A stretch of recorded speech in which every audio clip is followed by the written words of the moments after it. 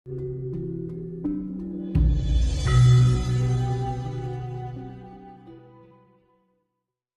Bung Karno diturunkan itu sebenarnya adalah yang menurunkan kekuatan Barat, memakai seseorang yang bisa digunakan sebagai anteknya yang ada di sini, ya.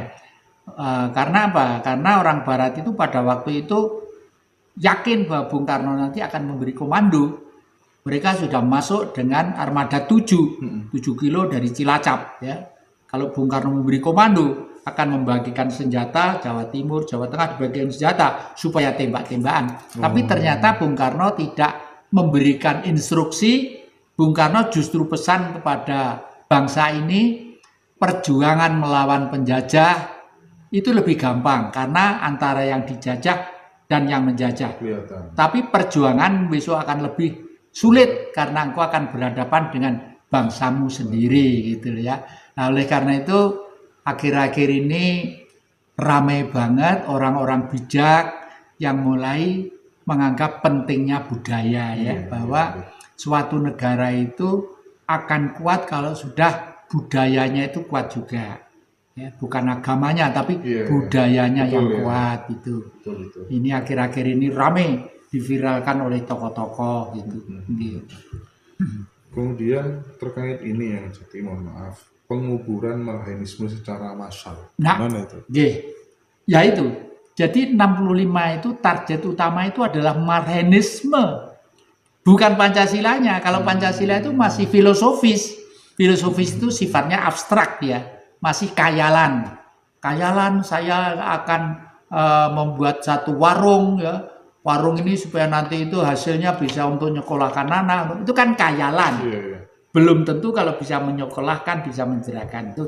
Tapi kalau aplikasi perilaku tindakan adalah marhaenisme. Marhen itu adalah manusia yang menderita karena sistem, ya. Marhenis itu adalah orang-orang yang memperjuangkan orang yang menderita karena sistem. Marhenisme itu adalah ajarannya.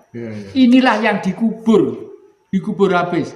Oleh karena itu untuk mengubur ini satu jalan, Bung Karno harus di PKI-kan supaya pengikut-pengikutnya itu yang pemuda Marhenis kayak LKN, kayak PNI, kayak semua itu kalau pengikut ngotot ikut Bung Karno bisa di PKI-kan begitu. Jadi PKI itu merupakan sebuah stempel yang paling ampuh untuk merobohkan nasionalisme Indonesia. Iya, betul.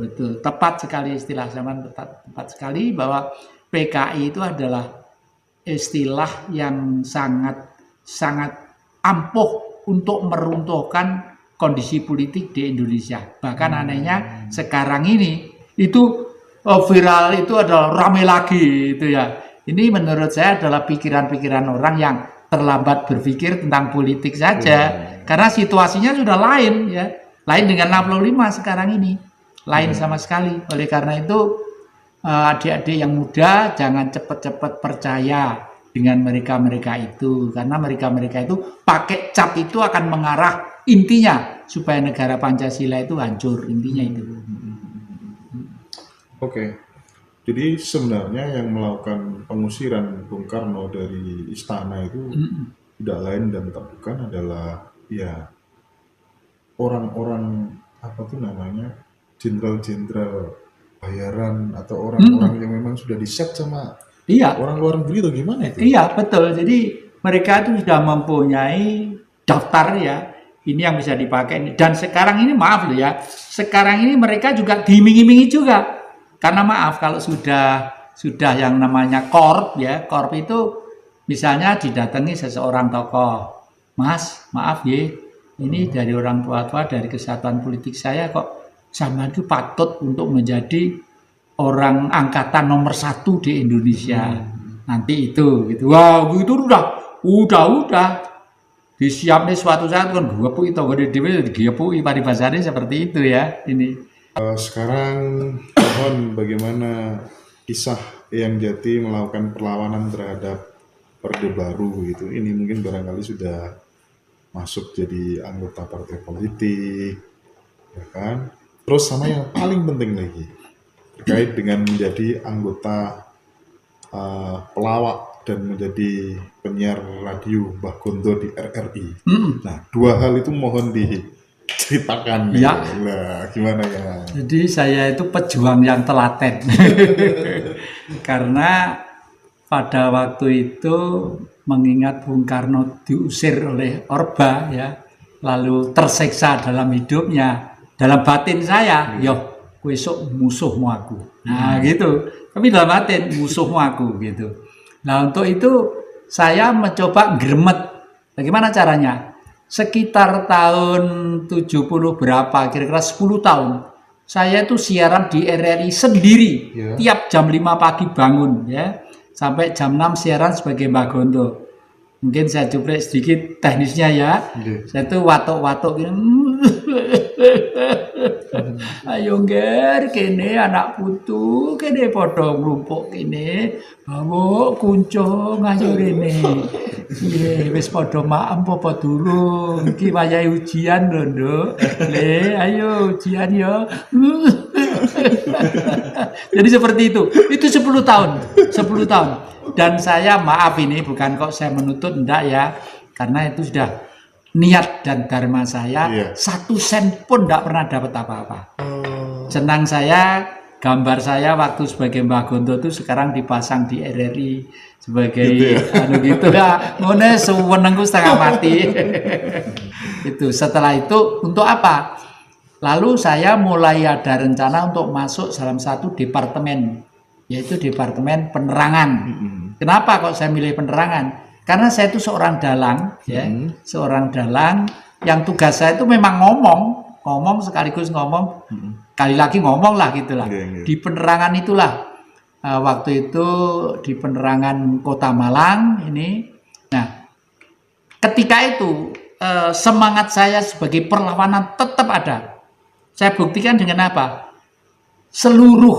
Kelihatannya seluruh Indonesia yang tidak mau masuk anggota Golkar hanya 2, saya dengan teman saya pada waktu GMNI yang ada di Kediri. Dia seorang dalang juga, sudah meninggal itu ya, sudah meninggal.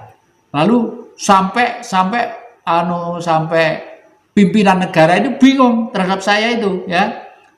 Sampai jadi dengan Pak Harmoko almarhum itu saya deket banget Tapi Pak Harmoko itu nggak pernah menyuruh saya jat iki mbok melu Golkar, tidak pernah ya.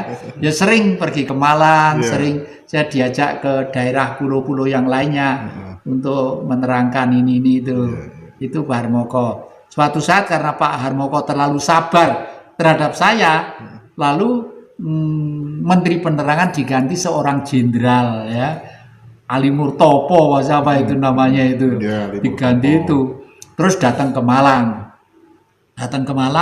Nemuin saya, Jat, dalam Pak, kowe iki aja ndablek-ndablek to. Ndablek pripun to, Pak? Wong tanda tangan Golkar iki opo elek. Aku bolak-balik ditakoni bapak lho. Kowe ngerti to? Kalau bapak takon iki piye anak buahmu? Totoane iki lho, Jat. Gitu Ali Murtopo itu, gitu. Terus ya saya itu kan dalang.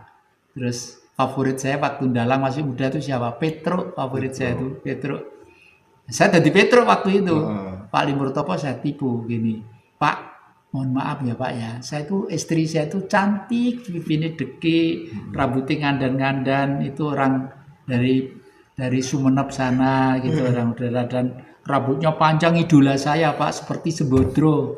Saya khawatir kalau saya nanti masuk Golkar, istri saya diminta sama mertua lagi gitu. Wah, nggak mungkin. Iya Pak.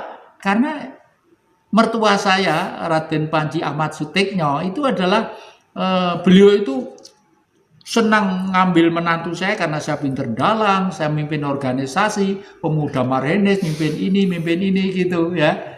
Itu makanya saya khawatir kalau diminta lagi. Saya tak pamit ya ke situ. Rumahnya deket toh Pak, Jalan Lawu, kantor saya di Basuki Rahmat sini.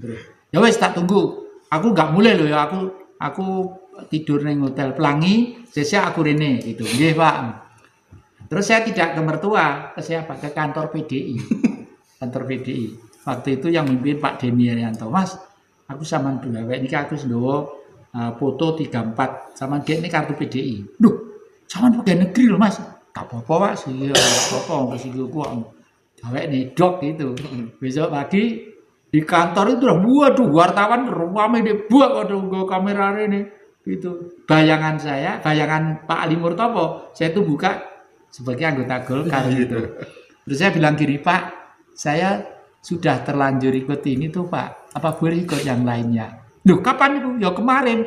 Kowe iki pancen lambe, saya tidak marahi gitu. Lambe kok bisa ngono ki piye? Pak, mohon maaf nggih. Waktu saya jadi pegawai negeri, sumpah itu kepada Yang Maha Kuasa. Karena KTP saya Islam, disumpah di sini Al-Qur'an, yang udah kantor KUA. Jadi saya sumpah itu kepada Sang Maha Kuasa, bukan kepada pimpinan yang namanya Pak Harto. Mohon maaf Pak. Saya hormat. Buktinya apa? Saya karyawan prestasi 10 besar di Indonesia, termasuk saya. Karena saya memang betul-betul mengabdi untuk kepentingan negara. Setelah itu, waduh, itu yang gablek. Jadi wartawan bareng ini pada dilepok di kamera ini jadi bayangannya kan cek gitu bayangan saya. Itulah terus saya tuh kok nggak ada tindakan-tindakan gitu. Saya tetap bekerja, tapi agak dikurangi. Tugas saya untuk keluar ceramah itu dikurangi gitu. Terus saya mikir, teman-teman saya itu bayarannya tetap, gajinya sama, tetap dengan saya. Mereka bekerja siang malam keluar kota segala macam. Kok saya enggak, gajinya sama, saya enggak enak. Kok enggak ada tindakan keras gitulah. Suatu saat tahun berapa itu ada kampanye di Pasar Blimbing sini. Pas kampanye PDI, saya pakai pakaian korpri gitu, lengkap dengan tanda korpri, pakaian korpri. Saya minta waktu mau pidato 15 menit aja. Loh, Mas, ya apa sampean? Enggak apa-apa ben. Waduh tentara iku plek gawe dilis ngene kabeh. Plek ngono. Saya pidato di sini. Waduh, gemuruh rame batinku tembak-tembakan gitu.